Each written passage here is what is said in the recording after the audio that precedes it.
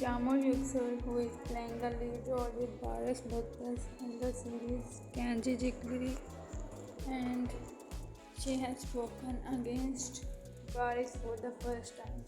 Actually, the shooting of the season 2 is started, and the rating of the first episode is also out.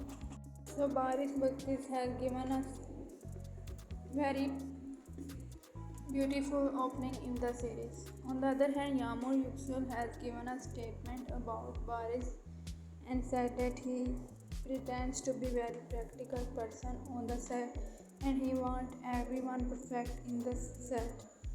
He behaves so punctually and that is not a good thing because this thing makes all the other co-stars very uncomfortable. So Yağmur spoken against Baris for the first time.